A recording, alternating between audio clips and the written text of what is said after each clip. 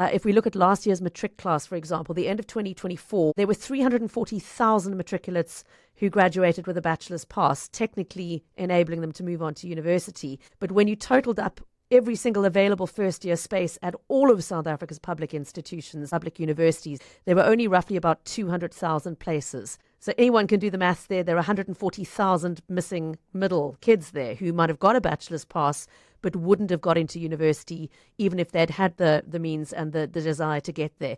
Now, obviously, those are figures across all universities and all degrees. But Bryce, let's talk about how that big picture affects learners wanting to go into environmental studies specifically. Yeah, I mean, just a comment on that. Like, I actually saw that stat the other day. A friend of mine sent me kind of all the acceptance rates with South African universities. And I think it hovers I think if you do the maths with all of them, it's around like 5 to 10%, if not low, So a lot of the choices you've got, Academy of Environmental Leadership being one of those choices, is that you're converging to a point, to a degree, and you're leaving with a qualification that will certainly kind of help address some of those dire needs that we spoke about at the beginning of the conversation. So